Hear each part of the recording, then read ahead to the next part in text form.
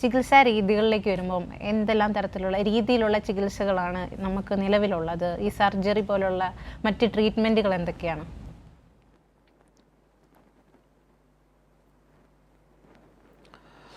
So ഈ IVF മുമ്പ് നമ്മൾ IVF ചെയ്യുന്നത് ബേസിക്കലി പ്രഗ്നൻ്റ് ആവാൻ പറ്റാത്തവർക്കായിരുന്നു. ബട്ട് ഇപ്പം നമ്മൾ IVF ചെയ്യുന്നത് ഈവൻ റെക്കറൻറ്റ് മിസ്കാരേജസ് ഉള്ളവർക്ക്, അതായത് അബോർഷൻസ് 1, 2, 3 തൊട്ട് ആവുന്നവർക്ക് പോലും നമ്മൾ IVF ചെയ്യാറുണ്ട്. ബിക്കോസ് IVFനോടൊപ്പം നമ്മൾ PGT എന്ന് പറഞ്ഞ ഒരു പ്രൊസീജിയർ ചെയ്താൽ നമുക്ക് നല്ല ഭ്രൂണങ്ങൾ നമുക്ക് സെലക്ട് ചെയ്യാൻ പറ്റും. സോ ഇത് one of the latest treatment options ആണ്. സർജറി വൈസ് നമ്മൾ ചെയ്യുന്നത് അഗെയിൻ ഞാൻ ഈ നേരത്തെ പറഞ്ഞ പോലെ ഈ ടെസ, അതായത് നമ്മൾ ആ ടെസ്റ്റസിൽ നിന്ന് സ്പേം ആസ്പിറേറ്റ് ചെയ്ത് എടുക്കുന്ന, എന്നിട്ട് ആ സ്പേംസ് വെച്ച് നമ്മൾ IVF ചെയ്യാൻ പറ്റും. മൈക്രോ ടെസ്സിൽ നമ്മൾ ഈ ടെസ്റ്റസിനെ ഒന്നും കൂടി ഒന്ന് ഡിസെക്റ്റ് ചെയ്തിട്ട് ഒരു മൈക്രോസ്കോപ്പിൽ അത് ഓൾമോസ്റ്റ് ഒരു 20 to 25 ടൈംസ് മാഗ്നിഫൈ ചെയ്തിട്ട് അതിൽ നിന്നുള്ള സ്പേംസ് അവിടെ കിട്ടുന്ന സ്പേംസ് നമുക്ക് സെലക്ട് ചെയ്തിട്ട് അത് വെച്ച് നമുക്ക് IVF ചെയ്യാൻ പറ്റും. പിന്നെ റൂട്ടീനായിട്ട് കുറച്ച് സർജറീസ് ഉണ്ട്. അതായത് ഫെലോപ്പിയൻ ട്യൂബ്സ് ബ്ലോക്കേജ് ഉള്ളവർക്ക് നമുക്ക് റീകാനലൈസേഷൻ സർജറീസ് ചെയ്യാൻ പറ്റും. ഇതാണ് മെയിനായിട്ട് നമ്മൾ ചെയ്യുന്ന സർജറീസ് നമ്മുടെ വന്ധ്യതാ ഡിപ്പാർട്ട്മെൻറ്റിൽ. ശരി ഡോക്ടർ, അതോടൊപ്പം തന്നെ ഇപ്പോൾ IVFനെ പറ്റി പറഞ്ഞു. ഇത് ചെയ്യേണ്ട ഒരു സാഹചര്യം എപ്പോഴാണ് വരുന്നത്? അതോടൊപ്പം തന്നെ ഈ IVF എല്ലാവർക്കും ചെയ്യാനാകുമോ?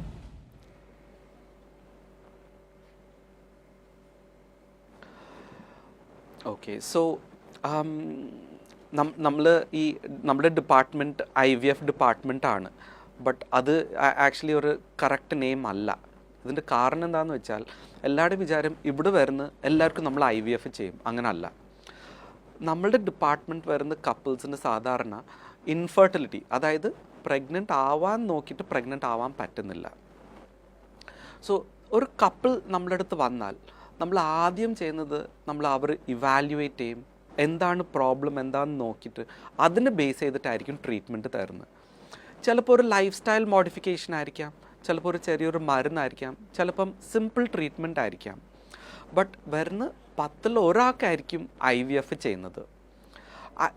ഒരു കുഞ്ഞുണ്ടാവാൻ വേണ്ടി നമുക്ക് 3-4 കാര്യങ്ങൾ വേണം. അതായത് ഒരു ഹെൽത്തി സ്പേം വേണം, ഹെൽത്തി ഓവറീസ് വേണം, healthy uterus, healthy fallopian tubes.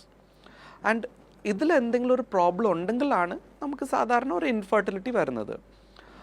ഒരു നോർമൽ കൗണ്ട് എന്ന് പറഞ്ഞാൽ 39 മില്യൺ ആണ്. സോ പുരുഷന്മാരുടെ കൗണ്ട് തീരെ കുറവാണെങ്കിൽ നമ്മൾ IVF ചെയ്യും. ഇല്ലെങ്കിൽ ഈ ഫെലോപ്പിയൻ ട്യൂബ്സ് അതിലൊരു ബ്ലോക്കേജ് ഉണ്ടെങ്കിൽ നമ്മൾ അഗെയിൻ IVF ചെയ്യും. സ്ത്രീകൾക്ക് എഗ്ഗിൻ്റെ ക്വാളിറ്റി അത് അത്രയും നല്ലതല്ല, ഓർ ഒരുപാട് ഏജ് ഉള്ളവർ ആണെങ്കിൽ എഗ്ഗിൻ്റെ ക്വാളിറ്റി പയ്യെ കുറയും. അവർക്കൊക്കെ നമ്മൾ IVF ചെയ്യും. പിന്നെ ചില സ്പെസിഫിക് കണ്ടീഷൻസ് ലൈക്ക് എൻഡോമെട്രിയോസിസ് എന്ന് പറഞ്ഞൊരു കണ്ടീഷനുണ്ട്. അവിടെയും വളരെ സിവിയർ ആണെങ്കിൽ നമ്മൾ IVF ചെയ്യും. പിന്നെ അൺഎക്സ്പ്ലെയിൻഡ് ഇൻഫെർട്ടിലിറ്റി അത് 10% പേർക്കാണ്. അതായത് നാച്ചുറലി ട്രൈ ചെയ്ത് സിമ്പിൾ ട്രീറ്റ്മെൻറ്റ് ചെയ്ത് എല്ലാം ചെയ്തിട്ട് ആവുന്നില്ല, എല്ലാം നോർമലാണ് പക്ഷെ ആവുന്നില്ല. അവർക്കും IVF ചെയ്താൽ നല്ലൊരു റിസൾട്ട് കിട്ടാറുണ്ട്. So these are the main conditions where we do IVF. പിന്നെ ഞാൻ നേരത്തെ പറഞ്ഞ പോലെ ഇപ്പോൾ ഒത്തിരി അബോർഷൻസ് ആയുള്ളവർക്ക് റിപ്പീറ്റഡ്ലി അവർക്കൊരു ജനറ്റിക് പ്രോബ്ലം നമ്മൾ എക്സാമിൻ ചെയ്തിട്ട് ഒരു ജനറ്റിക് പ്രോബ്ലം ഉണ്ടെങ്കിൽ IVF ചെയ്താൽ ഈ PGT അതിൻ്റെ കൂടെ ചെയ്താൽ നമുക്ക് ഹെൽത്തി എംബ്രിയോസ് കിട്ടിയിട്ട് നമുക്ക് അവരെ പ്രഗ്നൻ്റ് ആക്കാൻ സാധിക്കും. അത് വേറൊരു വെർട്ടിക്കലാണ് IVFൻ്റെ. These are the main conditions.